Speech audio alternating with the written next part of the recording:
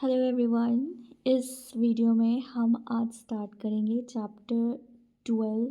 Class 12 chapter number 1, जिसका नाम है चैलेंजेस ऑफ नेशन बिल्डिंग। ठीक है, बहुत सारी चैलेंजेस आएगी कि हम अपने देश को कैसे बनाएंगे, उसके स्ट्रक्चर्स की आर्किटेक्चर कैसे करेंगे। और ये खुद में ही एक चैलेंज था हमारे जितने भी फ्रीडम फाइटर्स थे, उनके लिए बिल्कुल चैलेंजिंग टास्क था, because they were doing it for the first time. क्योंकि पूरे 200 साल तक हमने ब्रिटिश के ही अंडर सब रहे थे और they were very novice at this.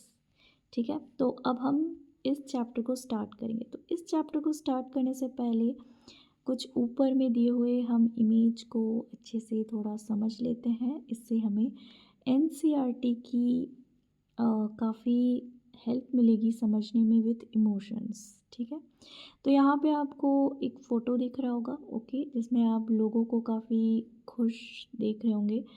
Not really आप सबको खुश देख रहे होंगे कि कुछ लोग में आपको ग्रीफ दिख रही होगी, कुछ लोग हंस रहे हैं, कुछ लोग ग्रीफ हैं। Again let me tell you, ठीक है, हमारी आज़ादी बिल्कुल ही एक बड़ी कॉस्ट से मिली है। देश आज़ाद हुआ है बट बिल्कुल अलग हो गया, टूट गया है ना, अखंड भारत टूट गई थी। तो खुशी के साथ साथ हमारा देश शोक भी मना रहा था। तो यहाँ पे आप दोनों वो देश जो अलग हो गए वो आप देख सकते हो, पाकिस्तान और इंडिया। इसकी फ्लैग यहाँ पे क्लियरली ओबियस है, हम देख सकते हैं। ठीक है, तो ये फ़ोटो जो है ये हिंदू एंड मुस्लिम्स की है, जो कि कैलकटा में ली गई थी 1947 के टाइम पे। ठीक है, ये यहाँ पे ये फ़ोटो में हम ये देख रहे हैं कि अभी कम्युनल वायलेंस जो है ख़त्म हुई है, जो कि डे ऑफ डिलीवरेंस जिन्ना ने डिक्लेयर किया था। और यहाँ पे लोग क्या कर रहे हैं, इसे जॉइंटली फ्लाई कर रहे हैं। पाकिस्तान भी फ्लाई कर रहा है, वेव कर रहा है, एंड ऑल्सो इंडियन। और अपने ट्रक्स में ये लोग पेट्रोल कर रहे हैं उस सिटी को, यानी कि कलकत्ता को। ये काफ़ी एक रेयर फोटोग्राफी है जिसको कैप्चर्ड की गई थी। The Joy of freedom and the tragedy of partition in India and in Pakistan, ये हमें पता चलता है देखने से। इस चैप्टर में हम कुछ फ्यू इयर्स लाइफ देखेंगे इंडिपेंडेंट इंडिया का, जिसमें बहुत सारी चैलेंजेस, न्यूमरस चैलेंजेस आएंगी, डिबेट्स होंगी, हर एक लाइन पे डिस्कस होगा, डिटेल डिस्कशन होगी, कॉन्स्टिट्यूशन बनेगी उसमें डिटेल डिस्कशन होगी, बहुत लोगों की एंडोर्समेंट होगी, डिसएग्रीमेंट होगी। ठीक है, तो ये सब बिल्कुल चैलेंजेस से पूरे इंडिया जो है अभी गुजरने वाला है। कॉन्स्टिट्यूशन बनेगा, देश को चलाने की एक भविष्य तैयार होगी। कुछ बहुत ही मोस्ट प्रेसिंग वंस हैं यहाँ पे कंसर्न्ड है, नेशनल यूनिटी। ठीक है, ये सब पूरे देखना पड़ेगा कि हमारा देश का जो अखंड है ये दोबारा टूटे नहीं, टेरिटोरियल इंटीग्रिटी इंडिया का बना रहे। We begin the story of politics in India since independence. हम शुरू करेंगे कब से, इंडिया जब आज़ाद होगी। ठीक है, और हम देखेंगे 3 ऑफ दिस चैलेंजेस, ऐसे ही चैलेंजेस जो 3 चैलेंजेस हैं ऐसे ही ऑफ नेशन बिल्डिंग वे सक्सेसफुली नेगोशिएटेड, जिससे हमारा देश जो है उसको बनाना हुआ हमारे देश को, वो एक सक्सेसफुल हुआ, जिसमें बहुत ही समझदारी, ठीक है, सब एक दूसरे को हमने समझाया। फर्स्ट डेकेड 1947 तक सब कुछ बिल्कुल सबकी सहमति से, समझाने से, एग्रीमेंट से हमारा आर्किटेक्चर बना देश का। ठीक है, देश की बिल्डिंग हुई। ठीक है, वो बना। अब यहाँ पे फ्रीडम जो है वो पार्टीशन के साथ आई, हमें फ्रीडम मिली बट इंडिया पार्टीशन हो गया, अलग हो गया, जिससे क्या हुआ, बहुत सारे लार्ज स्केल वायलेंस हुई, डिस्प्लेसमेंट हुई, और बहुत सारे चैलेंज्ड हुए, बहुत सारे आइडिया। और सेक्युलर इंडिया को लेकर, सेक्युलर मतलब होता है सिर्फ एक पर्टिकुलर रिलीजन, सॉरी बहुत सारे रिलीजन। ठीक है, तो India is a secular country, इसका मतलब हो गया कि इंडिया में कोई एक डोमिनेंट रिलीजन नहीं है। आप नहीं बोल सकते कि इंडिया में सिर्फ हिंदू ही रहते हैं and India only belonging to Hindu people, no. यहाँ पे बहुत सारे वैरायटी ऑफ रिलीजन हैं, जैन हो गया, हिंदू हो गए, पारसी हो गया, क्रिश्चियंस हो गए, मुस्लिम्स हो गए, they are all part of India. तो इंडिया इसलिए हम सेक्युलर बोलते हैं। ठीक है, और यहाँ पे जितने भी वायलेंस और डिस्प्लेसमेंट हुई लोगों की, यानी कि बहुत लोगों को मारा काटा गया, कम्युनल वायलेंस हुई, रिलीजन के नाम पे बहुत सारा डेथ्स हुए, बहुत सारे लोगों को हेट्रेड से मार दी गई, टॉर्चर की गई और उनको अपने ही घर से उसको निकाल के दूसरी जगह दूसरे देश में भेज दिया गया, डिस्प्लेस कर दी गई। तो again freedom was a very good thing, but partition एक बेटर ट्रूथ था इंडिया का। यहाँ की जो इंटीग्रेशन थी प्रिंसली स्टेट्स को इंडियन यूनियन में मिलाना एक ही अर्जेंट रिजोल्यूशन दिखा, जिसमें आपको पढ़ने को मिलेगा सरदार वल्लभ भाई पटेल जी का बहुत ही बड़ा योगदान था, कंट्रीब्यूशन थी। यहाँ पे आपको इंटरनल बाउंड्रीज दिखेंगी कंट्री की, ठीक है, needed to be drawn afresh, ठीक है, यहाँ पे कंट्रीज़ की बाउंड्रीज़ को दोबारा फिर से बनाई जाएगी ताकि हमारी एस्पिरेशंस और लोगों की एस्पिरेशंस और लोगों की जो इच्छा है, चाह है, वो मिल सके, ठीक है। जो अलग अलग डिफरेंट लैंग्वेजेस बोलते हैं उनको अपना खुद का मिल जाए स्टेट, ठीक है। दूसरे से अगर जो खुद की एक पर्सनल बाउंड्री उनको चाहिए थी, एक personal space. In the next 2 chapters हम यहाँ पे टर्न करेंगे to other kinds of challenges. फिर इस चैलेंजेस के बाद जब हमारा बन जाएगा देश, ठीक है, फिर उसके बाद हम और अलग काइंड ऑफ चैलेंजेस देखेंगे जो हमारे कंट्री अर्ली फेज़ में फेस करेंगे, ठीक है। तो यहाँ पे एक छोटा सा ओवरव्यू था समराइज फॉर्म में। हम यहाँ से चैप्टर शुरू करते हैं, chapter number 1 challenges of nation building. Okay, तो यहाँ से स्टार्ट करते हैं challenges for the new nation state. अब बहुत सारे चैलेंजेस आएंगे हमारे स्टेट को कि हमें देश कैसे बनाना है, कैसे स्टार्ट करना है, कहाँ से स्टार्ट करना है। That was very very challenging, specially we were not experienced. हमने तो बहुत टाइम से, सालों से छुआ ही नहीं है एक गवर्नमेंट क्या होता है, कॉन्स्टिट्यूशन क्या होती है। वी हैव जस्ट लुक्ड, ठीक है, आसपास देखा, हमने देखा और देख कर ही अब हम क्या करेंगे, हम अपनी नेशन का आर्किटेक्चर करेंगे। ओके, तो आपको ये इंसिडेंट याद करना है at the hour of midnight on 15 अगस्त 1947। तो ये काफ़ी रात की 12 बजे की बात थी, 14 से 15 अगस्त, ठीक है। हमारा देश जो है वो आज़ाद हो गया था 14 से लेकर 15। 14 इसलिए लिखा हुआ है क्योंकि वो 12 एक्चुअली बजी नहीं थी, ठीक है।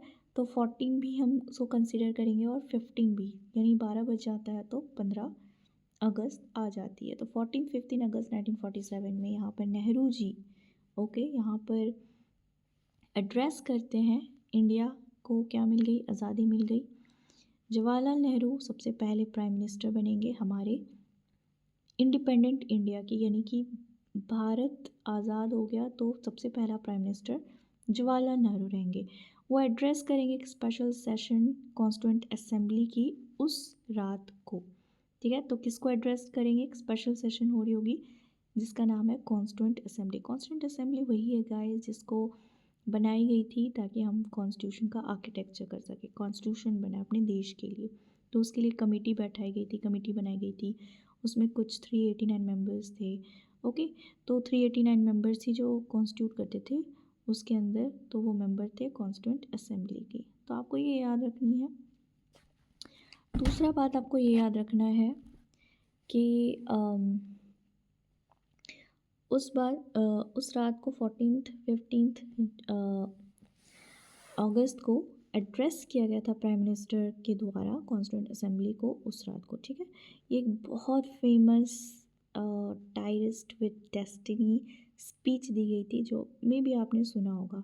तो make sure you remember the date of that night, ठीक है। 15 अगस्त था, 1947 था, जवाहरलाल नेहरू एड्रेस कर रहे थे कॉन्स्टिट्यूएंट असेंबली को उस रात को, और उन्होंने एक फेमस स्पीच दी थी जिसका नाम है टायरिस्ट विद डेस्टिनी। उसने यही कहा था उन्होंने कि हम आज़ाद हैं और हमारा देश जाग रहा है इस रात को, ठीक है। इस 12 बजे रात की समय में हम क्या करेंगे, एक नया देश बनाएंगे, एक नया भारत बनाएंगे, ठीक है। तो ये एक ऐसे मोमेंट थे इंडियंस के लिए जो इंडियंस काफ़ी टाइम से वेट कर रहे थे। आपने हिस्ट्री में पढ़ा होगा, टेक्स्ट बुक्स में पढ़ा होगा, there were many voices in our national movement. बहुत सारे नेशनल मूवमेंट हुए थे, भारत छोड़ो, भारत से भागो, ब्रिटिश, है ना। बहुत लोगों ने बलिदान दिया, but there were 2 goals almost everyone agreed upon. अब यहाँ पे सिर्फ 2 ही गोल्स थे जिसमें सब लोगों ने सहमति दिखाई। वन आफ्टर इंडिपेंडेंस, ठीक है, एक थी सहमति कि इंडिपेंडेंस के बाद हो, we shall run our country through democratic government, ठीक है, हम अपनी देश को कैसे चलाएंगे, डेमोक्रेटिक गवर्नमेंट के तरीके से चलाएंगे। दूसरा ये था कि government will run for the good of all, government सरकारें चलेंगी लेकिन सबका भला होगा, ठीक है, सबकी भले के साथ ही गवर्नमेंट चलेगी। पर्टिकुलरली पुअर जो हैं यानी गरीब और सोशली डिसएडवांटेज्ड ग्रुप्स जो बिल्कुल ही छूटे हुए हैं, पिछड़े वर्ग के हैं, उन सब पे हम पर्टिकुलरली ध्यान देंगे। Now that the country was independent, अब हमारा देश बिल्कुल आज़ाद हो गया है, यहाँ पे कोई फॉरेन नहीं है जो हमें रूल कर रहे हैं अभी तक, वी आर कम्प्लीटली सॉवरेन। तो इस टाइम क्या करना है, हम रियलाइज़ करें द प्रॉमिस ऑफ फ्रीडम, ठीक है, हमें फ्रीडम की क्या करनी है, प्रॉमिस, यानी कि हमें अब ये एक ऐसा समय है कि हमें अब पहचानना है फ्रीडम के कुछ promises. This was not going to be easy, बहुत आसान नहीं था। इंडिया क्या है, एक नेशन स्टेट की तरह एक जन्मा है, बहुत ही डिफ़िकल्ट सर्कमस्टेंसेस से निकल कर आया है, बहुत स्ट्रगल हुई है। शायद कोई ऐसा country by then was born in the situation more difficult than that of India in 1947। शायद कोई ऐसा कंट्री होगा उस समय जब वैसे वो बॉर्न हुआ, उस सिचुएशन में जो कि काफ़ी मुश्किल था, ठीक है, जितना इंडिया उभर कर निकला था 1947 में। फ्रीडम जो है वो मिला, लेकिन क्या हुआ, देश टूट गई, मतलब देश को टूटने के बाद ही हमें क्या मिली, फ्रीडम मिली। 1947 एक ऐसी ईयर थी जो किसी को भी नहीं पता था, ठीक है, unprecedented violence and trauma of displacement हुए लोगों को, जिस घर पे वो सालों से रह रहे थे, उनके खुद के फैमिली का घर था, उस जगह से डिस्प्लेसमेंट होना खुद में एक मेंटल ट्रॉमा थी। फिर एक वायलेंस हुआ जिसे किसी की भी खबर नहीं थी कि वायलेंस हो जाएगी, तो एक काफ़ी अनप्रेसिडेंटेड वायलेंस थी। It was in this situation that independent India started on its journey to achieve several objectives. तो आपको याद रखना है ये एक ऐसी सिचुएशन थी कि हमारा जो भारत जब आज़ाद था तो ये एक ऐसी जर्नी पे निकल चुका था जिसे क्या करना है, अपनी गोल, अपनी जो चीज़ें हैं उनको अचीव करना था, ठीक है, अपने ऑब्जेक्टिव्स को। बहुत सारी दुविधाएं थी, टर्मोइल थे, परेशानियां थी, ठीक है, जो आई हमारे इंडिपेंडेंस के वक्त, जो कि did not make our leader lose sight in the multiple challenges. फिर भी हमारे जितने भी लीडर्स जब सामने खड़े थे, इस टर्मोइल को उन्होंने कम्प्लीटली फेस कर लिया, ठीक है, बहुत सारे मल्टीपल चैलेंजेस है, but they have overcome those challenges that face the new nation, जो हमारा न्यू नेशन अभी फेस करने वाला है। आपको यहाँ पे एक फ़ोटो दिख रहा होगा जिसमें जवाहरलाल नेहरू बिल्कुल ही इंडिया फ्लैग के सामने ही खड़े हैं और कुछ बोल रहे हैं रेड फोर्ट के सामने। कब बोल रहे हैं, तो 15 अगस्त 1947 में। You can see there so many people have come to listen to his speech, right, और यहाँ पे एक इंडिया का झंडा है और ये it's kind of a scene of Red Fort. आप देख सकते हो रेड फोर्ट के सामने आप इतनी बिल्डिंग्स नहीं देख रहे हो, बट अभी जाओगे तो आपको कितनी सारी बिल्डिंग्स दिखेंगे, है ना, इंफ्रास्ट्रक्चर कुछ ज़्यादा ही हो गया है वहाँ पे। तो ये 1947 का एक टाइम है, जवाहरलाल नेहरू की फ़ोटो ली गई है 15 अगस्त 1947 में। इस टाइम गांधी जी भी अलाइव थे। एनीवेज, द हिंदुस्तान टाइम्स में आप देख सकते हो एक यहाँ पे एक पब्लिश हुई है, ठीक है, के न्यूज़पेपर है, end of the 200 year old British rule in India, ठीक है, यहाँ पे 200 साल की जो चली आ रही है ब्रिटिश की रूल रिजीम भारत में, वो क्या हो गई, ख़त्म हो गई है। तो ये न्यूज़ पब्लिश हुई है प्रेस मीडिया, ओके, न्यूज़पेपर में, प्रोविजनल गवर्नमेंट फॉर बर्मा। आप देख सकते हो कितनी पुरानी न्यूज़पेपर है ये, राइट, अगेन बहुत ही हिस्टोरिकल इम्पोर्टेंट है इसका। Next let's move here. Mahatma Gandhi ji ने 14 अगस्त 1947 कोलकाता में लिखा है, tomorrow we shall be free from the slavery of the British domination. अब महात्मा गांधी उन्होंने लिख दिया कि कल एक ऐसा दिन होने वाला है जब हम ब्रिटिश की डोमिनेशन से क्या आज़ाद होने वाले हैं, हमारी हाथी में जो हथकड़ी है वो खुलने वाली है। But at midnight India will be partitions, but 12 बजे के बाद इंडिया क्या हो जाएगा, वो बिल्कुल ही अलग हो जाएगा, इंडिया अलग हो जाएगा और पाकिस्तान अलग हो जाएगा। Tomorrow will be thus be a day of rejoicing as well as day of mourning. तो कल एक ऐसा दिन होगा जिसमें हम तो बहुत ही खुशी उल्लास मना रहे होंगे, बहुत ही सेलिब्रेट करेंगे उस दिन को, बट उस दिन एक शोक का भी एक दिवस होगा, ठीक है, एक मॉर्निंग डे होगी। मॉर्निंग मतलब शोक होती है, तो गांधी जी ने ये लिखा। तो again guys, make sure you keep on noting and keep on writing those stuffs, right, क्योंकि एग्जाम्स में आपको पूछ ली जाएगी who give the statement of tomorrow will thus be a rejoicing as well as mourning day.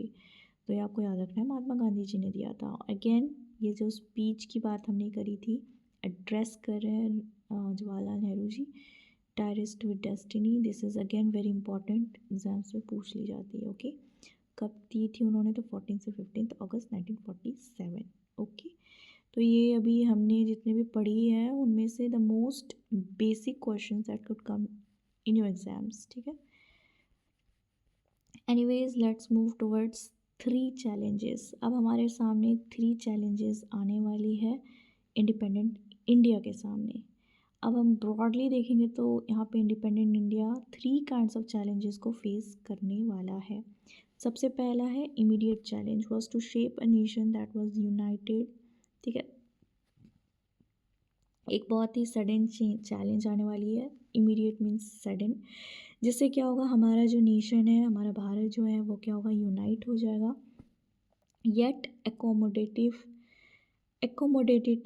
accommodative of the diversity in our society, ठीक है। United है, लेकिन यहाँ पर हमारे सोसाइटी में इतने सारे डाइवर्सिटी है, you know that there is a lot of religion, a lot of different caste, ठीक है, इतने सारे वैरायटी हैं, तो ऑफ कोर्स उन सबको एकोमोडेट करना was specially a very difficult task. India एक लैंड है, कॉन्टिनेंटल साइज़ की है, इसमें बहुत ज़्यादा डाइवर्सिटी है, पीपल हैं, डिफरेंट लैंग्वेजेस बोलते हैं, बहुत ही डिफरेंट कल्चर्स और रिलीजन्स फॉलो करते हैं, और उस समय बहुत ही वाइडली बिलीव की जाती थी, यानी बहुत लोग ये सोचते थे कि कंट्री जो है बहुत सारे डाइवर्सिटी से क्या है जाना जाता है, और बहुत सारे डाइवर्सिटी भी हैं, और ये बहुत टाइम तक क्या करेंगे, साथ नहीं रह पाएंगे, क्योंकि डाइवर्सिटी है तो लोग कोशिश करेंगे कि अपने ही लोगों के साथ वो कॉन्सेंट्रेट रहे, ना कि दूसरे रिलीजन्स में जाके खुद को एडजस्ट करें। सो यहाँ पे वाइडली बिलीव यही की जा रही थी कि कंट्री में इतनी सारी डाइवर्सिटी होने से क्या होगा, ये अब साथ इंडिया रहने वाला नहीं है। जैसे इंडिया पाकिस्तान अलग हो गया, वैसे ही इंडिया खुद में ही टूटने लग जाएगा। ब्रिटिश ने तो इस बात पे कमेंट भी कर दी कि अब इंडिया भी अंदर से और टूटने लग जाएगा। तो पार्टीशन जो हुई कंट्री की, उसे देखकर ये प्रूव हो गया, एवरीवन्स वर्स्ट फियर, सबको बिल्कुल डर लगने लगा कि कहीं इंडिया के स्टेट्स भी ना टूटने लग जाए, महाराष्ट्र अलग हो जाए, कर्नाटक अलग हो जाए, ठीक है, वेस्ट बंगाल अलग हो जाए, ऐसे ये सबकी डर, ठीक है, सबकी ये डर लगी हुई थी during the time of the partition, during the time of independence. तो यहाँ पे एक सीरियस क्वेश्चन था about the future of India, ठीक है, इंडिया की क्या फ्यूचर होने वाली है। Would India survive as a unified country, क्या इंडिया एक इकलौता हो के, ठीक है, बिल्कुल सिंगल एंटिटी की तरह वो क्या आगे तक चल पाएगा। Would it do so by emphasising national unity at the cost of every other objective. तो क्या ये कर पाएगा, ठीक है, नेशनल यूनिटी को साथ रख के अपने ऑब्जेक्टिव को, हर एक ऑब्जेक्टिव को वो आगे रख पाएगा। Would it mean rejecting all regional, क्या इसका ये मतलब है कि आप सब रीजनल और सब रीजनल आइडेंटिटीज़ को ख़त्म करके फिर आप यूनिटी को मेंटेन करके आगे इंडिया को एक एज एंटिटी, सिंगल एंटिटी बनाना पॉसिबल हो सकेगा। सो ये सब अर्जेंट क्वेश्चंस थे कि कैसे इंडिया की टेरिटरी को एक करके इकट्ठे की जाए, ठीक है, इंडिया को कैसे ये अचीव करने को मिलेगा, क्योंकि अगर आपको याद होगा तो प्रिंसली स्टेट्स थे, राइट, 555 65 समथिंग प्रिंसली स्टेट्स में ऐसे ही बटे हुए थे इंडिया, और हर राजा क्या करा था, रूल करा था इंडिया के बहुत सारे टेरिटरीज़ में। तो again that was again challenging कि राजा को बोलो कि आप सिंगल एक इंडिया के अंदर ही आप रूल करो, तो वो राजा एग्री होता ही नहीं होता है। दैट वाज अगेन एक क्वेश्चन मार्क था। सो सेकंड चैलेंज यही था कि हमें डेमोक्रेसी को क्या करनी है, स्थापित करनी है। यू हैव ऑलरेडी स्टडी, ठीक है, हमने पढ़ लिया इंडियन कॉन्स्टिट्यूशन में। You know that the constitution ने हमें बहुत सारे फंडामेंटल राइट्स दिए हैं, और इसको एक्सटेंड भी किया है right to vote to every citizens, ठीक है। यहाँ पे हर सिटीजन्स को क्या अधिकार है कि वो वोट दे सकते हैं। इंडिया ने अडॉप्ट की है रिप्रेजेंटेटिव डेमोक्रेसी, जो कि पार्लियामेंट्री फॉर्म ऑफ गवर्नमेंट में बेस्ड है। यानी हम पार्लियामेंट्री के थ्रू क्या करते हैं, गवर्नमेंट बनाते हैं। यानी कि हमारा भारत जो है वो एक रिप्रेजेंटेटिव डेमोक्रेसी है, डायरेक्ट डेमोक्रेसी नहीं है, एक रिप्रेजेंटेटिव डेमोक्रेसी। यानी कि कोई और, आप किसी और को एक रिप्रेजेंटेटिव को सिलेक्ट कर रहे हो, और वही रिप्रेजेंटेटिव पूरे कंट्री को रूल करेगा, तो इसे रिप्रेजेंटेटिव डेमोक्रेसी बोलते हैं। तो ये जो फीचर है इसे इंश्योर करा हमारी पॉलिटिकल कंपटीशन को, और वो take place in a democratic framework, और यही चीज़ आगे चलेगा, हमारे डेमोक्रेटिक फ्रेमवर्क को आगे लेकर चलेगा। यहाँ पे अगेन डेमोक्रेटिक कॉन्स्टिट्यूशन बहुत ही ज़रूरी है, लेकिन सफिशिएंट नहीं है कि हम डेमोक्रेसी को यहाँ पे स्थापित कर सकें, ठीक है। एक डेमोक्रेटिक कॉन्स्टिट्यूशन ले आओ, तो इससे ज़रूरी नहीं होता है ना कि आपकी डेमोक्रेसी स्थापित हो गई। एक आपको क्या करना पड़ेगा कि चैलेंज जो है वो बहुत सारे डेवलप हो गए, democratic practices in according with the constitutions, ठीक है। तो हमें बहुत सारे प्रैक्टिस करनी पड़ेगी कॉन्स्टिट्यूशन के अकॉर्डिंग, तो ही हमारा देश क्या हो सकता है, डेमोक्रेटिक कॉन्स्टिट्यूशन हो सकता है। ऐसे बना दिया और बस रूल्स लिख दिया नहीं, उसको अप्लाई भी करना पड़ेगा। थर्ड चैलेंज यही थी कि हमें इंश्योर करना है कि जो डेवलपमेंट हो गई एंड वेलबींग हो गई, ठीक है, पूरे सोसाइटी का, ये कुछ लोगों के लिए ना हो, ये सब लोगों तक पहुँचे। ऐसा नहीं कि कुछ हमने प्लान्स निकाले डेवलपमेंट की, तो कुछ सेक्शंस ऑफ पीपल को ही उससे बेनिफिट हुआ, ऐसा हमें नहीं करना। हमें क्या करना है, कुछ प्लान्स, पॉलिसीज़ या प्रोग्राम्स को लॉन्च की जाती है, कुछ पॉलिसीज़ अडॉप्ट की जाती है, इंट्रोड्यूस की जाती है, तो वो हर सेक्शंस ऑफ पीपल को मिलना चाहिए, दैट इज़ इम्पॉर्टेंट। तो हियर अगेन द कॉन्स्टिट्यूशन यहाँ पे क्लियरली लिखा हुआ है, यहाँ पे कुछ principles of equality and special protection, कि यहाँ पे जितने भी सोशली डिसएडवांटेज्ड ग्रुप्स हैं, जैसे एसटीज़ हो गए, एससीज़ हो गए, ओबीसीज़ हो गए, ठीक है, जो हमेशा से बहुत ही पिछड़े वर्ग के थे, उनके साथ हमेशा से ही शोषण होते आ रहा हो पूरे लॉन्ग टाइम तक, और ये खुद को स्टैंड आउट नहीं कर सकते अमॉन्ग द जनरल पीपल, तो यहाँ पे क्या करना है, उनको भी सपोर्ट करना है, उनको प्रोटेक्ट करना है, उनकी राइट्स को, ठीक है, रिलीजियस एंड कल्चरल कम्युनिटीज़ में जो ये बिलोंग करते हैं। तो यहाँ पे कॉन्स्टिट्यूशन जो है वो क्या करेगा, एक डायरेक्टिव प्रिंसिपल्स को सेट करेगा स्टेट पॉलिसी की, और यहाँ पे एक वेलफेयर गोल्स रखेगा। Welfare means something you are doing goodness for the good of the people, ठीक है, लोगों की भला करने के लिए कुछ गोल्स वो एम्स हमारा बनाएगा, ठीक है।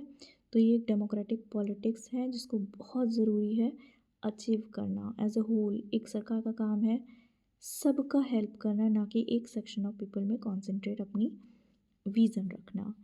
Real challenge now was to evolve effective policies for economic development and eradication of poverty. तो यहाँ पे सबसे जो एक असली चैलेंज जो उभर कर आया यहाँ पे, जो कि यहाँ पे ज़रूरी है कि हमें ऐसी पॉलिसीज़ निकालनी है, ठीक है, एक ऐसी इफ़ेक्टिव पॉलिसी निकालनी है जिससे हमारा देश का इकोनॉमिक डेवलपमेंट भी हो, उसके साथ ही साथ पोवर्टी यानी गरीबी जो हो वो कम्प्लीटली बाय रूट हट जाए। इरेडिकेशन मतलब कम्प्लीटली हट जाना, उसकी रूट बेस ही हट जाना। तो how did independent India respond to these changes, कैसे ये सब बदलाव, इस चैलेंजेस को इंडिया ने रिस्पॉन्ड किया, किस तरीके से इस 3 प्रॉब्लम को इंडिया ने टैकल किया, इस चीज़ को कैसे देखा। To what extent did India succeed in achieving the various objectives set out by the constitution. अब कितने दूर तक हम गए, कितनी दूर तक हमने सक्सीड करा इस थ्री प्रॉब्लम्स को हमने इसकी प्रॉब्लम सॉल्व करने में। तो ये एंटायर बुक है, कोशिश है कि हम जितने भी ये 3 क्वेश्चंस हैं इनको हम आंसर दे पाएँ, ठीक है। तो ये बुक बोल रहा है एक स्टोरी, किस चीज़ का, तो पॉलिटिक्स का। इंडिया की, जब इंडिया आज़ाद हो गया, कैसे इसने खुद को इक्विप किया, ठीक है, तैयार किया to develop your own answers to big questions like this, कि खुद को वो जवाब दे पाए कि उस टाइप की जो हमने 3 चैलेंजेस की क्वेश्चन जो हमारे सामने आ गई, उस चीज़ को इंडिया ने कैसे खुद को तैयार किया कि वो उसको आंसर्स दे पाए, ठीक है। तो यहाँ पे फर्स्ट 3 चैप्टर्स हैं जिसको हम देखने वाले हैं। इस 3 चैलेंजेस को मेंशन की गई है आंसर आंसर के तौर पे, जो हम फेस करेंगे आज़ादी के दौरान, ठीक है, आज़ादी के दौरान और आज़ादी के थोड़ा बहुत पहले की भी बात इसमें आपको देखने को मिलेगी। तो इस चैप्टर में हम फोकस करेंगे पहली चैलेंज ऑफ नेशन बिल्डिंग, ठीक है, फर्स्ट चैलेंज जो कि ऑक्यूपाइड है सेंट्रल स्टेज में in the years immediately after independence, ठीक है। ये वो सेंटर स्टेज होगी जिसमें थोड़ा अर्ली इंडिपेंडेंस मिलेगा आपको, जिसमें हमारा देश जो है आज़ाद नहीं हुआ था, उससे हम थोड़ा सा पहले की तरफ जाएंगे, फिर उसके बाद हम आफ्टर इंडिपेंडेंस देखेंगे।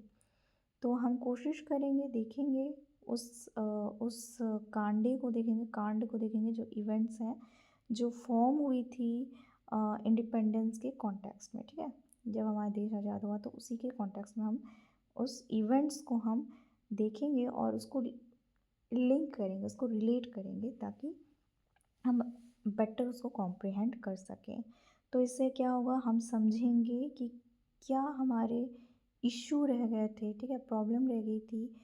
नेशनल यूनिटी और सिक्योरिटी जो है प्राइमरी चैलेंज बन गया था उस समय जब भारत आज़ाद हुई थी, ठीक है। तो ये क्वेश्चनेबल था क्योंकि इंडिया में तब आपको यूनिटी और सिक्योरिटी ये दोनों बहुत ही मुश्किल एक बहुत चैलेंजिंग इशू देखने को मिलेगा, ठीक है। फिर हम उसके बाद, ठीक है, we shall then see how India chose to shape itself into a nation, कैसे इंडिया खुद को, ठीक है, खुद को शेप करने की कोशिश करता है कि वो एक नेशन की तरह दिखे, एक देश की तरह उभर कर आ जाए, ठीक है, वो उस तरीके से दिखे।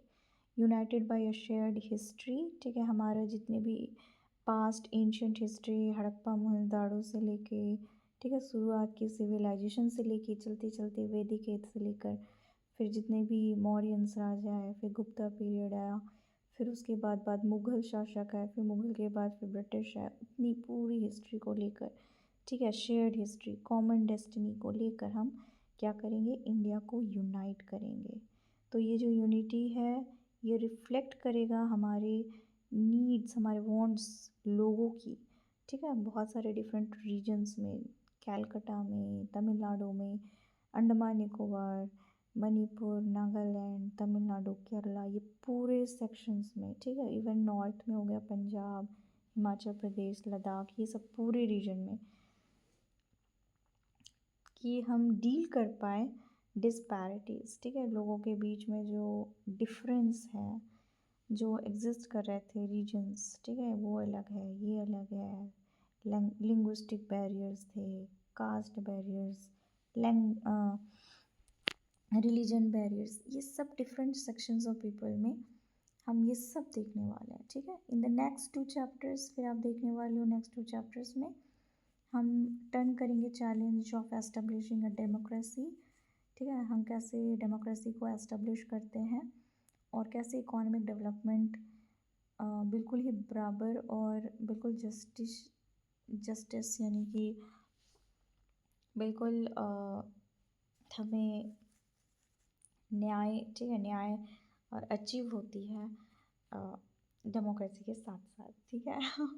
May be my Hindi is not really that good, ठीक है, मैं इतनी एक्सप्लेन अच्छे से नहीं कर पा रही हूँ, बट आई एम अज्यूमिंग कि आपको समझ में आ रहा होगा। अगर नहीं आ रहा होगा तो let me know in the below comments, okay. अब यहाँ पे रिपब्लिक ऑफ इंडिया आप देख सकते हो, यहाँ पे आपको एक 3 पोस्टल स्टैम्प्स दिखेंगे, okay.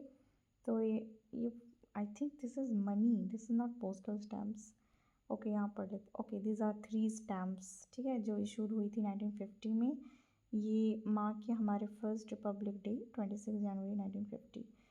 What do the images on these stamps tell you about the challenges to the new republic? तो ये सब स्टैम्प्स में ना आप देख रहे हो, आप देख पा रहे होगे कि किस टाइप के हमारे जो भारत एक नया रिपब्लिक है, ओके।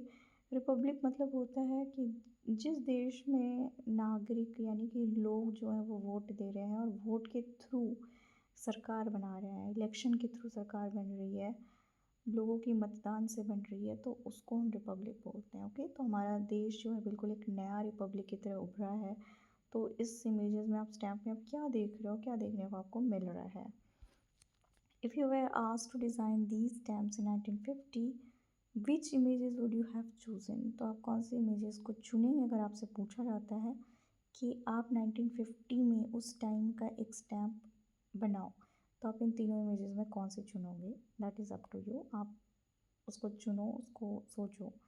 तो यहाँ पे फर्स्ट इमेज में आपको दिख रहा होगा Republic of India, Republic of India second में भी, रिपब्लिक ऑफ इंडिया थर्ड में भी, ओके। तो यहाँ पे फिर आपको अगर आप जाओगे राइट हैंड साइड में, तो पोस्ट एज 12 ऑन अनास, ठीक है, ये सब लिखा हुआ है, वो भी सेम लिखा हुआ है। इनॉग्रेशन, ठीक है, तीनों का डेट एक ही है, बट इमेजेस में आपको डिफरेंस दिख रहा होगा। पहला तो भारत 22 आना, ठीक है, तो यहाँ पे आपको मिल दिख रहा है ना, गांधी जी का बना हुआ आपको मिल दिख रहा होगा। तो ये सजेस्ट कर रहा है कि इंडिपेंडेंट इंडिया है, अब इंडिया खुद मैन्युफैक्चर कर सकता है। यहाँ पे किसान की बात हो रही है, एक यहाँ पे प्लफिंग देख रहे हो, ठीक है, और यहाँ पर गेहूँ का एक फ़ोटो बना हुआ है, दैट मीन्स यहाँ पे फार्मिंग से रिलेटेड शो कर रहे हैं। और यहाँ पे बहुत सारे आप देख रहे होगे तो म्यूज़िक इंस्ट्रूमेंट्स बज रहे हैं, यानी कि ब्रिटिश चले गए, तो दैट इज़ अगेन ये साइन है विक्ट्री का, that India have won the struggle of independence, okay. तो यहाँ पे नेक्स्ट आपको दिखेगा एक न्यूज़पेपर का फ़ोटो, ठीक है, आरडीज arms tribute to British people. ये है डॉन, ये न्यूज़पेपर का नाम है Dawn. The dawn of freedom, Faiz Ahmad Faiz, इनका नाम आपको याद रखना है, फ़ायज़ अहमद फ़ायज़। यहाँ पे इनका एक फ़ोटो है फ़ायज़ अहमद फ़ायज़ का। तो यहाँ पे आपको इनका कुछ लिखा हुआ पोएम दिख रहा होगा। This scarred marred brightness the bitten by the night dawn, the one that was awaited surely this was not that dawn. तो ये आप पोएम पढ़ना, बहुत ही अच्छा लिखा हुआ है। ये उर्दू पोएम है, राइट, उर्दू में लिखी हुई है। तो translation to an extract from Urdu poem Subh e Azadi, ठीक है। तो ये किसने लिखा है? फैज़ अहमद फ़ायज़ ने लिखा है शुभ ई आज़ादी, और ये उर्दू में लिखी हुई है, जिसको बाद में फिर ट्रांसलेट की गई है, ठीक है। तो फैज़ अहमद फ़ायज़ के बारे में थोड़ा बहुत लिखा हुआ है कि इनकी जन्म हुई थी सियालकोट में। अब ये पाकिस्तान में रह रहे हैं। पार्टीशन के बाद वो क्या करते थे, वो पाकिस्तान जब पार्टीशन हुई, यानी इंडिया पाकिस्तान अलग हुआ, पाकिस्तान में ही रहने चले गए। ये एक लेफ्टिस्ट पॉलिटिकल लीनिंग्स में लेफ्टिस्ट पार्टी से थे। इन्होंने अपोज़ किया था पाकिस्तानी रेजीम को, और उनको जेल में डाल दी गई थी।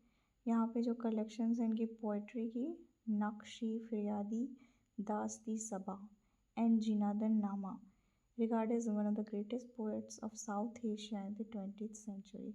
तो इनको 20th सेंचुरी की सबसे ग्रेटेस्ट पोएट में इनको जाना जाता है। तो अगेन ये काफ़ी इम्पॉर्टेंट इंसान बन जाते हैं, फ़ायज़ अहमद फ़ायज़। इनकी आपको 4 चीज़ें याद रखनी है, 4 पोएम याद रखनी है।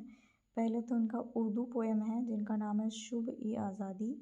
फिर दूसरा आपको याद रखना है, इनका और 3 पोएम है जिसका नाम है नक्शी फिरियादी, दाश्त ई सबा, जिंदानामा। ठीक है, ये आपको तीनों और एक उर्दू पोएम याद रखना पड़ेगा। ठीक है, वेरी इंपॉर्टेंट, क्योंकि यहाँ पे एनसीईआरटी में इस चीज़ को मेंशन कर दी गई है एक स्पेशल डायलॉग बॉक्स के साथ।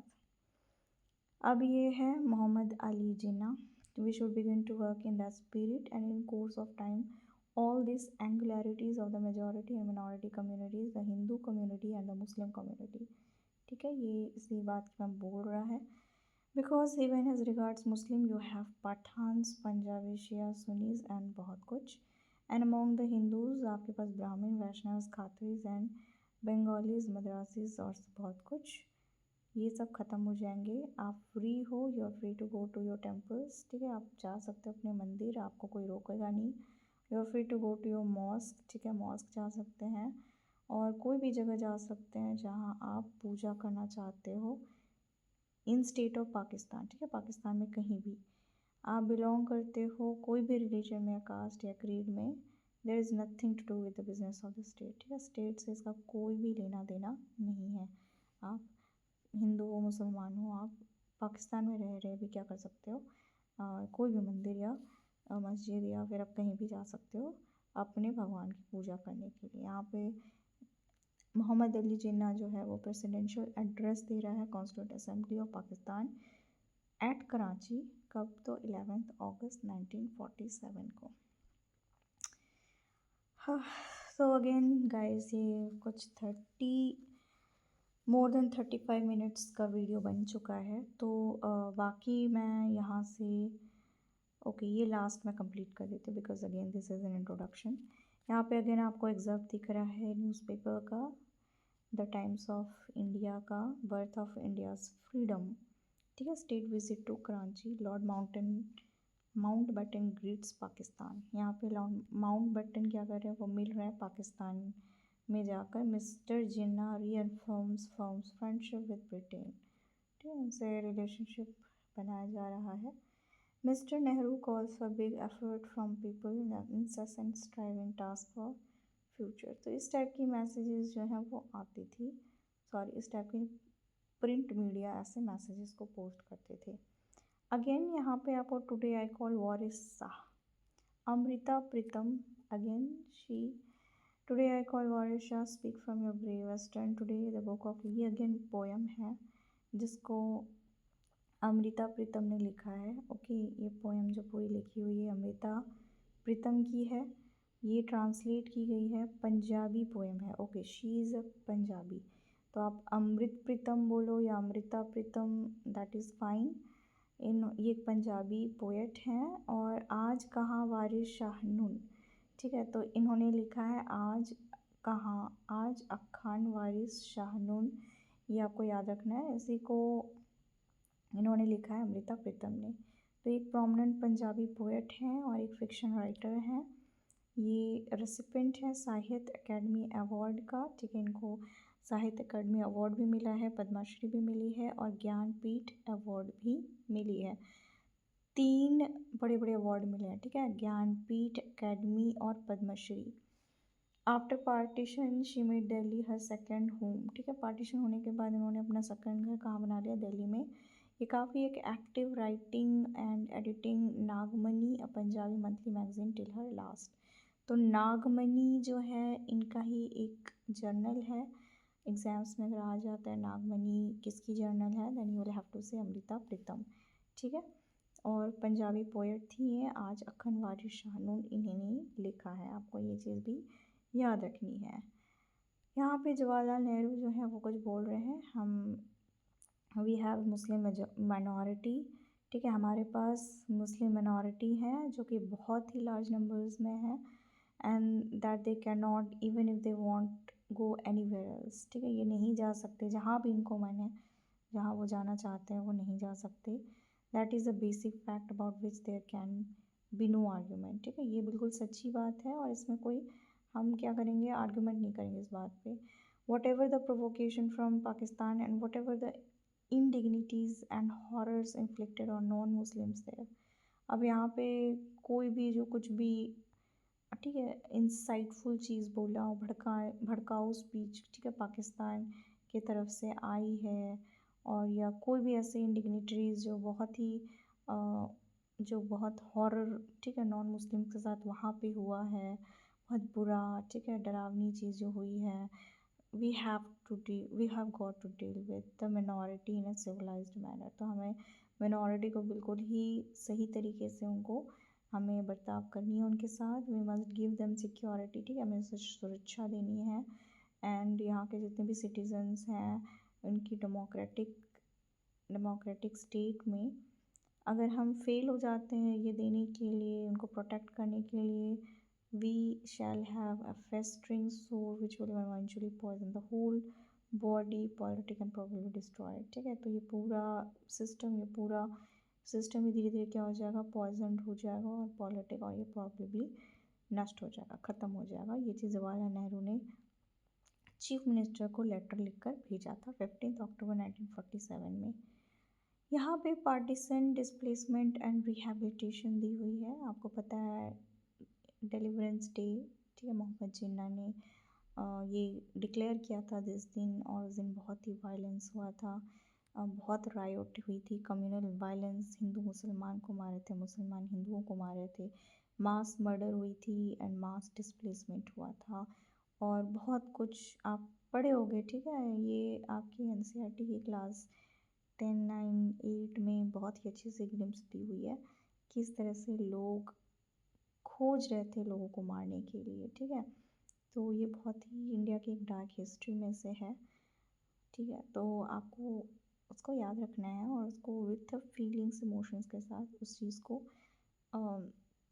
रिलेट करना है विद दिस।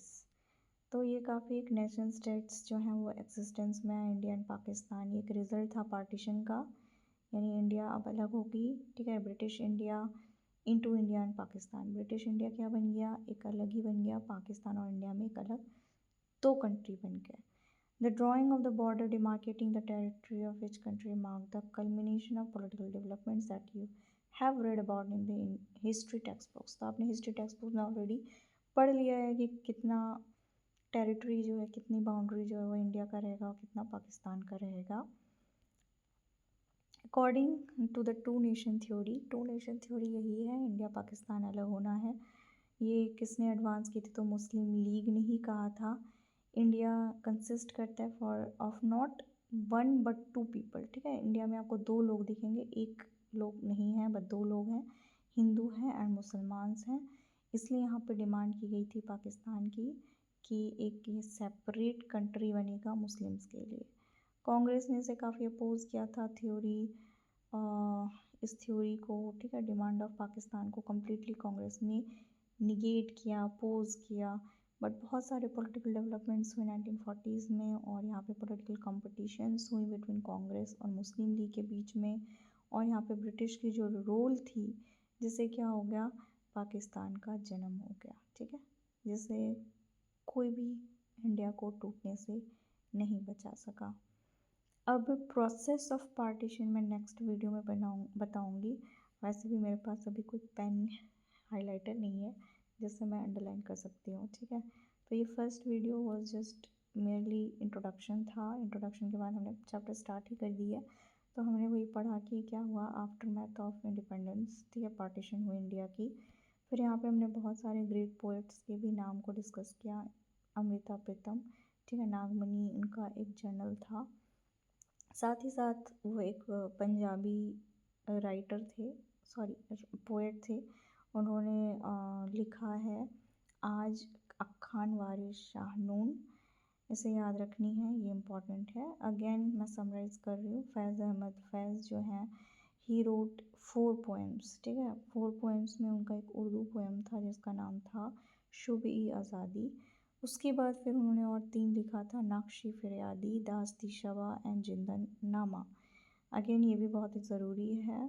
फिर इसके बाद आपको याद रखना है टेरेस टू डेस्टिनी जो है वो 14th 15th को क्या करा था, एड्रेस किया था कॉन्स्टिट्यूंट असेंबली को। किसने, तो जवाहरलाल नेहरू ने एड्रेस करके टेरेस टू डेस्टिनी उस रात इंडिपेंडेंस डे के टाइम लोग एड्रेस किया था कॉन्स्टिट्यूंट असेंबली को। ठीक है, तो ये chapter almost in the midway. See you guys. Bye.